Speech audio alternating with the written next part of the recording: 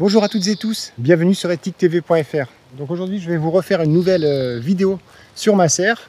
Je vous ai fait depuis sa création différentes vidéos en fonction des étapes de développement. Comme ça vous permet de vous en inspirer pour chez vous créer vos propres écosystèmes pour tendre vers une autonomie alimentaire et donc une autonomie de santé et donc une véritable, parce qu'en fin de compte faire son potager c'est vraiment un acte militant de faire pousser sa propre nourriture par l'agriculture, par le jardinage naturel comme la permaculture. Ça permet de régénérer les sols. Et donc quand on sait que l'humus, donc les 30 premiers centimètres de terre fertile représentent près de 70% du vivant sur Terre, on se dit que vraiment ce qui est le sol vivant, il faut le préserver et le développer le plus possible. Et puis c'est ce qui capte aussi mieux l'eau. Et aujourd'hui le problème c'est l'eau. Donc un sol vivant va beaucoup mieux capter les eaux nécessaires au développement de nos plantes. Donc voilà, nous sommes de plus en plus nombreux à travailler sur sol vivant. Et donc c'est tout l'inverse de l'agrochimie ou de l'agriculture conventionnelle ou le jardinage conventionnel qui va labourer les sols et du coup qui va devoir après apporter plein d'intrants chimiques avec des molécules de synthèse qui ne disparaissent quasiment pas ou très difficilement. Donc pollution massive des sols. Donc là dans un jardin en permaculture comme ça, c'est l'inverse. Bon, en effet, on a une bâche plastique, etc. On ne peut pas être parfait, mais on fait du mieux qu'on peut. Et en tous les cas, moi, ce que je voulais vous partager là, c'est que, c'est la première fois que je fais une grande serre. J'en ai fait plusieurs, des petites, mais là, c'est une grande serre qui fait 60 mètres carrés. Donc, je vous remets en descriptif de cette vidéo les précédentes étapes. Comme ça, si ça vous intéresse, vous pourrez voir un petit peu comment ça a évolué. Et puis, donc du coup, le bilan, c'est que je suis vraiment très, très satisfait. Malgré cette troisième canicule, là on est le 3 août et on essuie une troisième canicule ici dans le département de la Vienne. Il fait très très chaud, ça grille beaucoup, mais on tâche de s'en sortir. Et voilà, donc je vous fais un petit tour. Donc comme j'avais précisé dans les autres vidéos, j'avais fait une zone de culture ici avec des pommes de terre au fond. Donc cette année très peu d'eau, donc les pommes de terre il ne va pas y en avoir beaucoup, je ne les ai pas encore récoltées. Et puis là les courges butternut qui ont du mal, qui se font vraiment brûler par le soleil, mais qui résistent et qui commencent à produire quand même. De l'autre côté, dans l'autre jardin, mes courges sont à mi-ombre et ça se passe beaucoup mieux. Donc dans la serre, on voit que c'est quand même encore bien verdoyant. Donc pour vous rappeler un petit peu au niveau de l'eau, donc j'ai créé donc une mare à cheval entre l'intérieur et l'extérieur de la serre. Et donc cette eau vient d'un puits qui est juste à côté de la serre et donc qui n'est pas très profond, qui n'avait pas été pompé depuis peut-être au moins 40 ans. Et donc moi il fait 4 ou 5 mètres de profondeur et je l'ai assez vite tari, c'est-à-dire qu'au mois de juin j'avais peu d'eau. Et maintenant, en fin de compte, là, pendant cette grande vague de sécheresse, comme j'arrose environ tous les 3 jours dans la serre, au bout de 3 jours, il récupère quand même environ 40 cm d'eau, 40-50 cm d'eau qui me permet d'arroser toute la serre tous les 3 jours. Donc je m'en sors comme ça. Pour l'instant, la nappe phréatique ou la source me permet de pouvoir continuer à arroser avec ce puits. Et donc c'est très bien, et de maintenir un petit peu cette mare à l'état sauvage qui me permet encore une fois d'avoir une biomasse dans la serre, d'avoir de l'eau, et la seconde mare qui sort, qui est connectée à celle-ci extérieure, permet de donner de l'eau aux oiseaux.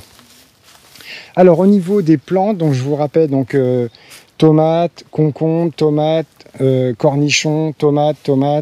Là-bas, il y a des petits melons, pastèques, tournesol, les tomates, les poivrons, les courgettes, les carottes, les kiwanos, les tomates, les cornichons. Donc, je vais vous faire un petit tour comme ça. Donc voilà, j'ai fait le choix de tutorer les tomates, tous les plants avec des ficelles que j'ai récupérées, des vieilles ficelles de mon grand-père. Hop, voilà, c'est des vieilles meules comme ça, de ficelles d'époque. qui sont un petit peu fragiles, qui craquent, mais bon, c'est pas grave. C'est ce que j'ai trouvé sur la ferme et ce que j'utilise. Alors donc, au niveau de la production des tomates, donc j'ai trois variétés de tomates. Noire de Crimée, tomates de Berao, ça c'est les graines de Damien Decazes, et tomates vertes. Et, ah non, j'ai une quatrième, cœur de bœuf. Et très franchement, écoutez, moi je suis subjugué et vraiment émerveillé par la quantité de tomates que j'ai pu récolter, quoi. Vraiment là, c'est stupéfiant. Donc il y a toujours cette histoire de tailler les tomates, de retirer les gourmands, de tout ce travail qui est quand même assez fastidieux et qui, par exemple, selon Damien Decazes, n'est absolument pas nécessaire. Donc c'est sûr qu'en taillant les tomates, peut-être que ça permet d'avoir des tomates plus grosses, mais moi je suis partisan de laisser comme ça faire la nature, de laisser grossir le plant le plus possible. Et on voit là, j'ai des pieds de tomates qui font voilà, de 2 mètres, de 2 mètres 10 quoi. 2 mètres 10, puis là 2 mètres 50 quoi. Donc je les laisse grossir, je ne les taille absolument pas. Et vraiment, je peux vous assurer que c'est que finalement, le pied de tomate est extrêmement, quoi, vraiment très très productif. Moi là, j'ai calculé là au niveau des tomates, il y a environ 80 plants de tomates et la surface, ça représente environ 11 mètres carrés. Donc là, toute la serre fait 60 mètres carrés.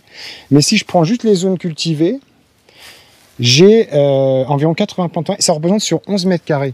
Et très franchement, là, des tomates, on en mange tous les jours. J'en donne à mes grands-parents, à ma mère, j'en donne à mes voisins. Et on en avait beaucoup trop, donc on a commencé à faire des bocaux. Donc on a déjà fait 20 bocaux de conserve pour l'hiver. Et puis là, il va falloir que je fasse une récolte. Et là, j'ai au moins 2 cagettes à récolter. Donc très franchement, sans tailler les tomates, ça se passe très très bien, quoi. C'est vraiment... Et donc, l'avantage aussi, c'est que vous voyez comme ça crée vraiment un gros buisson de tomates, donc, où c'est pas facile d'aller forcément, mais vous voyez, par exemple, là ça c'est les tomates vertes, bien, après on va en trouver plein au milieu. Regardez, vous voyez, il y en a là-bas, et c'est pas grave, c'est comme la chasse aux œufs, on va aller chercher les tomates, et au moins elles sont préservées dans cette zone, voilà, là je viens d'arroser, et bien, la canopée, cette masse végétale va permettre de minimiser l'évaporation de l'eau.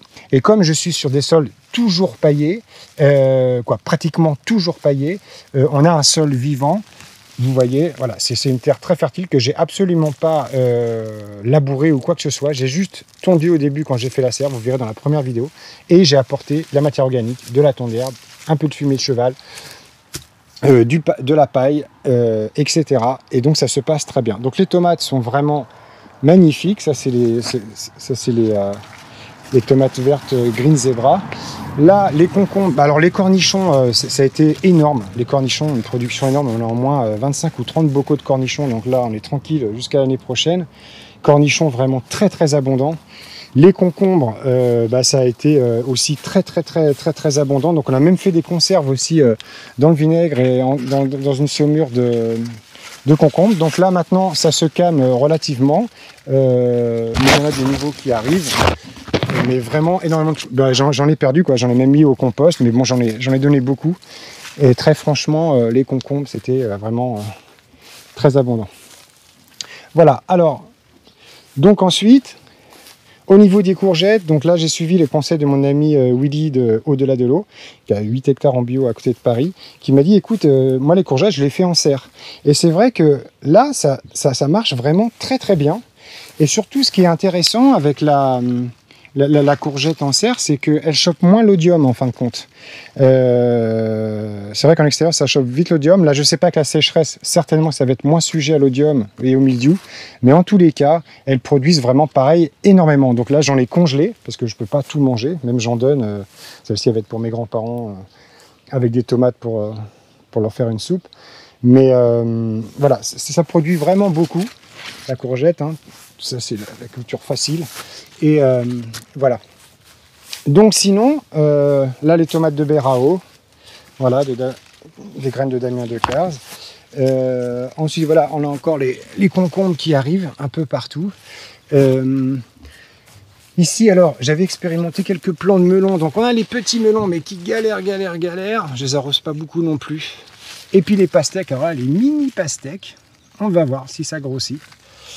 Là, le concombre palestinien, un concombre des résistants, le peuple palestinien, de tout cœur avec vous. Là, c'est des concombres. Voilà. Alors là, des céleri branches. Là, j'en ai toute une bande. Ça aime l'eau. Hein. Donc, les céleri branches, là, ils ont commencé à griller un petit peu. Mais voilà, quoi. Ils ne sont pas énormes. Mais il va peut-être falloir que j'en mange bientôt. Ou au moins les faire en jus. Jus de céleri avec l'extracteur de jus, c'est excellent. Et puis là, vous voyez une grosse masse de tomates, quoi. J'ai vraiment fait un carré, en fait. Et là, j'ai planté des pieds peut-être tous les 15 cm, quoi. Donc, c'est vraiment une jungle. Il y a plein de tomates à l'intérieur, là, qu'il va falloir que je ramasse. Et ah bah, il y en a qui commencent, malheureusement. Aïe, aïe. Voilà, j'ai pas vu, mais il y en a qui commencent à pourrir. Je vous dis, c'est vrai que là, juillet, août, on jardine plus trop. On fait beaucoup de cueillettes. Il y a beaucoup de tomates, donc là on voit les cœurs de bœuf qui grossissent bien. Donc il va falloir que je ramasse tout ça. Ici, dans cette zone, donc j'ai mélangé courgettes, aubergines, patates douces et physalis, quoi, la cerise de terre. Et ça, la cerise de terre, vous voyez, ça fait, voilà, ça fait des petites baies comme ça, dans lequel vous avez le fruit. Ah, ça va être difficile avec une main. Voilà. Dans lequel vous avez le fruit comme ça. Et ça, souvent elles sont oranges, vous savez. Elles sont en décoration sur les gâteaux. Et là, j'en ai eu plusieurs plants et c'est hallucinant la quantité de fruits que ça procure. Ah, il y a le camion de poubelle qui passe juste à côté, qui va faire un peu de bruit, désolé. Voilà. Et ça, c'est riche en vitamine C, c'est absolument délicieux.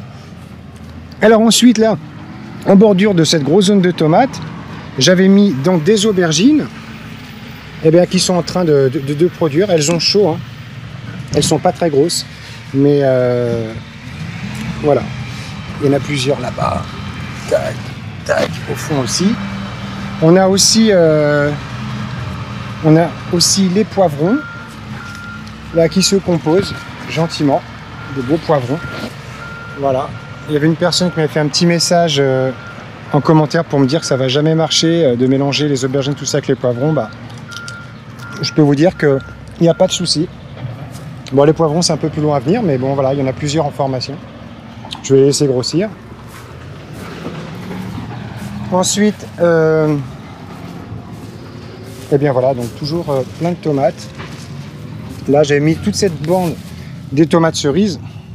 Et vous savez, quand vous êtes dans votre jardin comme ça, de cueillir des fruits à maturité comme ça, vraiment, on fait le plein d'énergie, quoi. J'ai vraiment l'impression de sentir toutes ces vitamines, tous ces nutriments. Et puis toute cette... c'est vraiment le fruit de notre travail, quoi. Ça peut être jouissif de recevoir un virement bancaire, mais je peux vous assurer que c'est rien à côté de manger des fruits dans son jardin, quoi. C'est ça le vrai fruit du travail. Se nourrir de ce qu'on produit. C'est le travail à l'état pur, à l'état radical. Donc voilà, donc là les zones de tomates, des petites tomates comme ça que je mis toutes seules, je sais pas comment, c'est pas moi qui les ai plantées, celles-ci. Et là, une nouvelle culture que j'expérimente, c'est le kiwano. Donc là, il se répand partout. Vous voyez, c'est le concombre cornu comme ça. Je crois que c'est sénégalais. Qui va devenir gros comme ça. Et qui a des pics mous, quoi. Et quand vous le coupez à l'intérieur, c'est comme un kiwi. C'est un goût de kiwi, banane et concombre. C'est absolument magnifique. Et en plus, le truc extraordinaire, c'est que ça se conserve en cave un peu. Peut-être pas un an, mais... Donc là, j'ai expérimenté plusieurs plants. Donc ça demande quand même de l'eau. Je vois qu'ils ont quand même soif. Et puis bah là, les carottes. Donc carottes en serre, c'est ce que j'expérimente. Voilà, les carottes. Et donc, en ce moment, j'ai trouvé plein d'énergie locale. Hein, vraiment, là hier, j'ai vu un maraîcher qui fait de la carotte en bio juste à côté. Et puis là, je suis en train de vous préparer une grosse vidéo avec un agriculteur, un paysan bio ici qui a 160 hectares en bio, qui fait tout ce qui est lentilles, quinoa, du blé. Ils font, non pas quinoa, mais lentilles, pois chiches, et qui font aussi leurs propres pâtes. Ils font des pâtes à la spiruline qui viennent d'une spiruline de Vendée juste à côté. Je vais vous faire une grosse vidéo là-dessus. Là, je suis en train de connecter beaucoup d'énergie ici, en local, dans un périmètre de 20 km. C'est juste magnifique, toutes les personnes qui sont dans des initiatives comme ça. On est vraiment en train de réveiller le monde, de faire changer le monde par tout ce bon sens, par des choix radicaux, radicalement écologiques, éthiques. Vraiment, ça fait vraiment chaud au cœur. Et à côté de ça, j'ai une nouvelle bien plus douloureuse. Muriel, la présidente de notre association, donc notre association Artivisme, qui produit cette chaîne YouTube, qui organise depuis 8 ans des expositions sur les thèmes sociétaux avec des artistes plasticiens, sur des expositions sur les thèmes de l'écologie, des thèmes avec des artistes militants, sur les thèmes des droits de l'homme, sur les thèmes de la nutrition. Eh bien, Muriel a fait un accident cérébral et est aujourd'hui en soins intensifs. Et donc c'est très dur parce que c'est un de mes moteurs, vraiment depuis 8 ans. Et donc là, elle est entre la vie et la mort. Et même si moi, j'ai pas de problème avec la mort, pour moi, c'est naturel. La mort fait partie de la vie, etc. C'est un cycle, on le voit dans la nature quand on travaille avec le vivant. Mais là, ça pourrait être un émoteur qui va se taire. Qui va se taire, c'est-à-dire que je ne l'entendrai plus me conseiller ou me soutenir. Mais elle sera toujours là, elle sera toujours mon moteur. Donc voilà, Muriel, on a encore de l'espoir, mais là c'est très difficile. Et en tous les cas, c'est grâce à elle aussi que cette chaîne existe, que tout ce qui se passe là se fait autour de cette chaîne, autour de notre film. Donc, je suis très heureux parce qu'elle était venue voir notre film Tous résistants dans l'âme, qui va sortir en salle de cinéma fin d'année. Je l'ai emmenée il y a 3 semaines à Bordeaux pour voir une petite projection privée. Elle a été émerveillée par notre film, coécrit avec Louis Fouché, que je réalise et que je produis. Et donc voilà. Écoutez, force et courage, on garde espoir. Tant qu'il y a de la vie, il y a de l'espoir. Et soyons sur la même longueur d'onde. À très bientôt. Je veux sentir nos âmes sur la même longueur d'onde. Positive et rebelle, nomades et vagabondes. Ce soir la lune est pleine, les étoiles sont fécondes. Faisons attendre le ciel quelques milliards de secondes.